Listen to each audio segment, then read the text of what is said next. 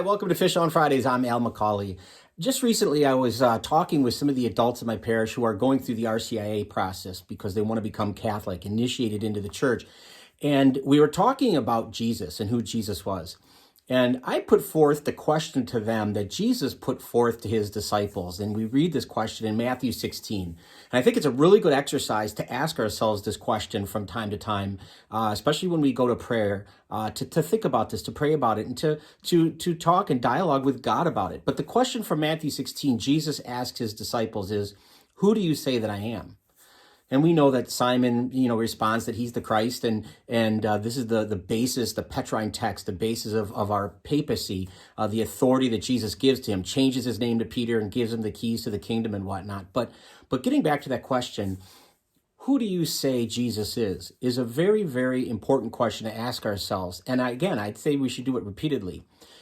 We know of Jesus mainly from the Gospels, the four Gospels, Matthew, Mark, Luke, and John. And what's interesting is if you look at each of those four and you just kind of boil them down to their essence, you get a feel for how they would answer that question. Who do you say that I am? And I want to do this through symbols because the church uses symbols and art to convey messages to the faithful all the time. And I think a lot of times these symbols and the art isn't always understood or taught as it should. And so I want to break these down a little bit for you. These four gospel writers each have a symbol, and the symbols go a long way to describing how they would answer that question. So let's start with Mark. Mark's gospel. The symbol for Mark is a winged lion. And it's that way because the Gospel of Mark starts with the idea of the prophecy of Isaiah, like one crying out in the wilderness, prepare the way of the Lord. And of course, that person is John the Baptist. And so Mark's Gospel starts there with John the Baptist baptizing an adult Jesus. So in Mark's Gospel, you don't see baby Jesus. He starts as an adult just to be baptized and then to go off into the desert to be tempted by the devil. But the winged lion represents the idea of the prophetic call coming down through the ages, almost flying down through the ages, but like a lion yelling, Isaiah says, prepare the way of the Lord, like one crying out in the wilderness. But the lion is also the king of the beasts, and most people know that. And so Mark would answer the question, who do you say that I am? By saying that Jesus is royalty. There's something about Jesus and everything that he says and does that points to his being a king, that points to him being royal. Matthew's gospel, the symbol of Matthew's gospel is a winged man. And this is because Matthew's gospel starts with the lineage of man, how Jesus came to, through Joseph, all the way back to King David. Where do we have this lineage, generation after generation is listed in Matthew's gospel, all the way down to Jesus.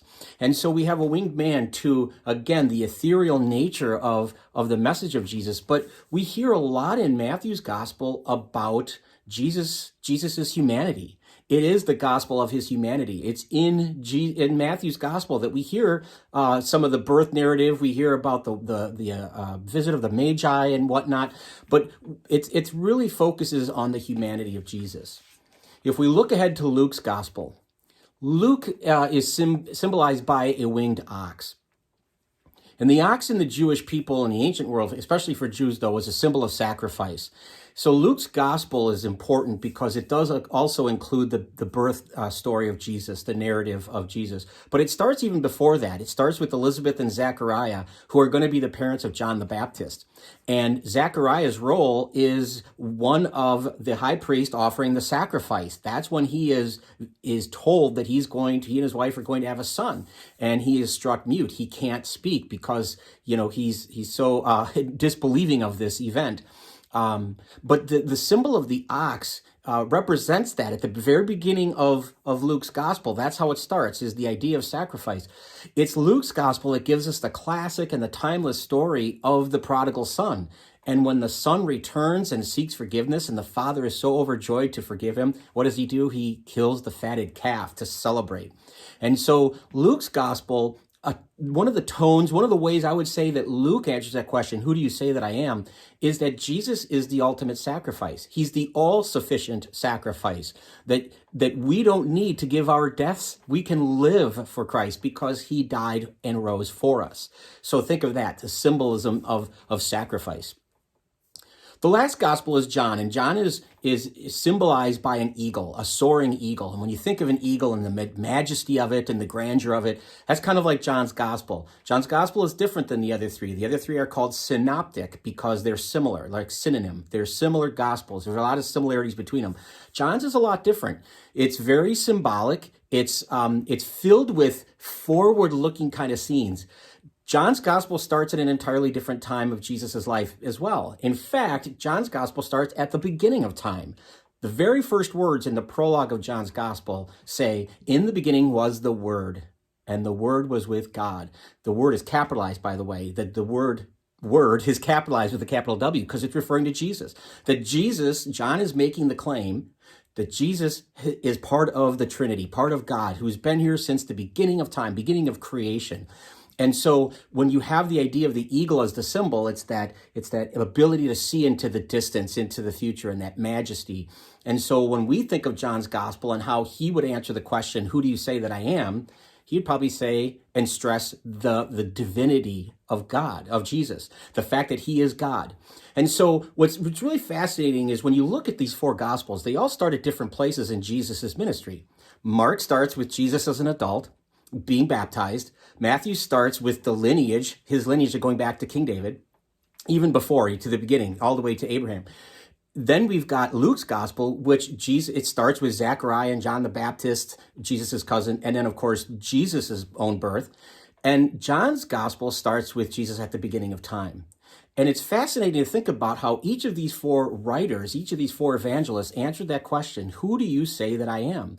And we have that composite of Jesus, that he is king, that he is human, that he is sacrifice, and that he is, in fact, divine. And I think it's a wonderful thing to think about and to remember when we contemplate that question for ourselves. And so I would challenge you with that, to take that to prayer. Answer the question, who do you say Jesus is in your life? Who has he been for you? Who is he now? And who will he continue to be? And if you really want to go even further, maybe you want to ponder this question. Imagine Jesus asking you, imagine you asking Jesus, "Who do you say that I am?" How do you think Jesus would respond to that? If you asked Jesus that, "Who do you say that I am, Jesus?" What does he think of you? How does he think of you? How does he love you? I think those are really positive things to take to prayer and to contemplate when you have the chance, if you're alone driving or something, just to take it to prayer and think about it. I hope this has been helpful. I appreciate you tuning in. I hope you'll continue to keep tuning in on Fridays, every Friday, for more Fish on Fridays. You can subscribe to our YouTube page and follow us on Facebook. That would be great. But in the meantime, till we see each other again, be good to each other, and God bless.